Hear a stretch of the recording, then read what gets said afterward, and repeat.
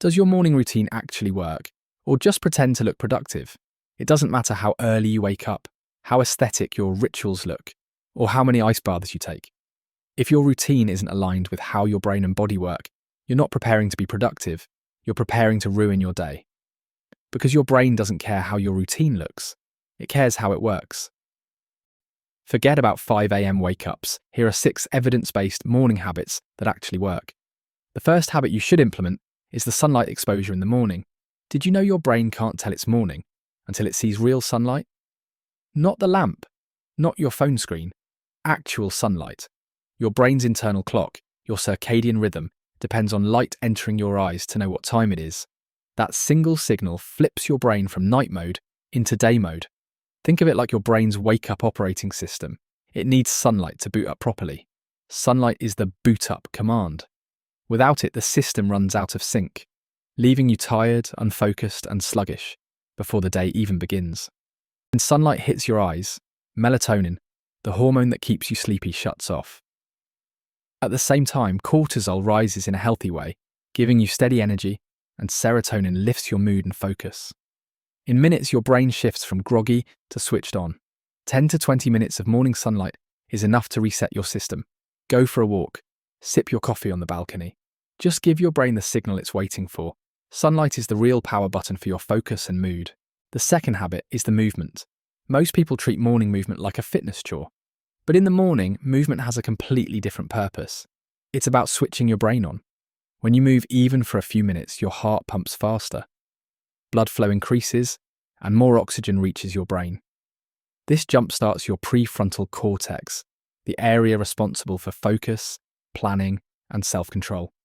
It's not about getting fit at 5 a.m. It's about activating the very system that makes focus and discipline possible. You don't need a 5 a.m. gym grind or a full workout to get the benefits.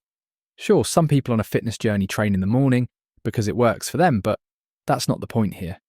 The real benefit is neurological. Even 5 to 10 minutes of stretching, a brisk walk or 20 minutes of light movement is enough to send your brain a clear signal. We're awake, we're active, it's time to start the day. Studies show that just 30 minutes of moderate exercise can boost your working memory and improve your brain's flexibility, meaning you can switch between tasks more easily and adapt faster when plans change. Cortisol, your natural alertness hormone, already peaks in the early morning, and movement helps align that peak with your mental performance, giving you energy without relying on too much caffeine alone. That's why so many high performers or successful people make movement a part of their morning ritual. Richard Branson, founder of Virgin, starts his mornings with exercise. He credits this routine with doubling his productivity, saying it gives him the energy and clarity to lead his businesses. Now think about that. If someone who has every excuse to be too busy still makes time to move in the morning, what does that say about us? If billionaires carve out time for morning exercise, it's not for burning calories. It's because it gives them energy and sharpens the mind to make faster and better decisions. The question is, if they can't afford to skip it, can you? So morning movement isn't about building muscle before breakfast. It's about priming your brain before the chaos of the day begins. Even a short session sets your mind into drive mode so you face the day motivated instead of reactive. The third habit is hydration. Most people wake up and go straight for coffee. But here's the problem. After 6-8 hours of sleep, your body is already slightly dehydrated. That means your neurons, the brain cells that power your thinking, are working more slowly. That's why they depend on electrolytes to transmit signals, regulate energy, and stabilize mood. Without enough water and minerals, your brain can't deliver oxygen and nutrients properly to where they're needed. You can eat the healthiest breakfast, but if you're dehydrated, your brain won't get the full benefit. Research shows that caffeine first thing can disrupt your natural cortisol rhythm, making you more dependent on it and more likely to crash later. You feel awake for a moment, but your brain is still running on empty. Your brain is about 75% water. Even mild dehydration weakens memory, focus, and mood. That's the difference between starting sharp and starting scattered. So before coffee, start your day by drinking a glass of water. Add a pinch of salt or use an electrolyte mix if you prefer, to kick your neurons enough to actually fire. Within minutes, your brain recharges like plugging it back into the power grid. Because if you begin your day dehydrated, every decision feels heavier. The next habit you should consider is having a high-protein breakfast. If you start your day having a dessert instead of a proper breakfast, eating cereal or pastries, you're doing it wrong. It tastes good but sends your blood sugar spiking, then crashing, which is why you feel tired or crave more sugar by mid-morning. Think of it like this. It's like putting the cheapest fuel into a luxury car.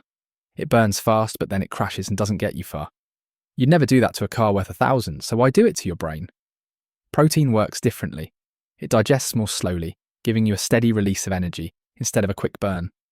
That means stable blood sugar, fewer cravings, and less of the mental roller coaster that makes discipline harder later in the day.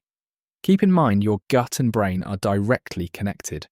What you put in your stomach sends chemical signals to your brain within nanoseconds. If your gut gets junk, your brain gets junk signals. If your gut gets protein and nutrients, your brain gets fuel to focus. So think of breakfast as brain fuel. Feed it sugar, and you're programming your brain for crashes and cravings during the day. Feed it protein, and you're programming your brain for focus and sustained energy. The fifth habit is mindful input before digital input. Do you know that waking up and checking your phone is the fastest way to ruin your focus for the entire day? I know scrolling notifications and emails feel harmless, but it rewires your brain before the day even begins. Here's why. The first thing you consume in the morning sets your brain's filter, the attention lens it uses for the rest of the day. If that input is endless scrolling, you train your brain to crave novelty and distraction. By the time you sit down to work, your focus is already fragmented, and it's pure neuroscience. Early digital input spikes dopamine unpredictably, like a slot machine. That conditions your brain to keep seeking little bursts of stimulation instead of settling into deep focus. Your brain in the first hour after waking is fragile. Hormones and energy systems are resetting, and what you feed them, it sets the tone. If you give it chaos, you program chaos. If you give it calm, you program clarity. That's why replacing your phone with something mindful matters. Journaling, meditation, reading a few pages, or even sitting quietly with coffee sends the opposite signal. It anchors your attention instead of scattering it. It feeds your brain stability instead of feeding algorithms your focus. So here's the rule. Before you let the world in, give your brain something stable to hold on to. The input you choose first thing doesn't just shape your mood, it programs your attention for the whole day. And that brings us to the last habit, which is a consistent wake-up time. I know you hear gurus saying you need to wake up at 5 a.m. to be successful, but in reality, everyone's different. Some people thrive early in the morning, while others prefer to sleep a bit longer. You can wake up at 6 or 7 and still be highly productive. What matters most is keeping your wake-up time consistent. Here's why. Your body runs on a circadian rhythm, a 24-hour clock that controls your hormones, energy, and sleep quality. When you constantly change your wake-up time, your brain never knows when to release the right signals. And when you constantly hit snooze, your brain comes back to the sleep stage. You wake up stuck between sleeping and waking. That's called sleep inertia. It's why you feel heavy, foggy, and unmotivated after just 10 more minutes. Do it multiple times, and you fragment your sleep so badly that your brain starts the day in confusion instead of clarity. Consistency fixes this. Waking up at the same time every day trains your circadian rhythm, like clockwork. Your brain learns when to release cortisol to switch on alertness. Think of it like running a business. If your employees showed up at random hours every day, nothing would run smoothly. Your brain works the same way. Consistency is the management system that keeps your energy, hormones, and focus running on schedule. So stop fighting your biology. Don't force yourself to wake up at 5 a.m. to be super productive if you are not a morning person.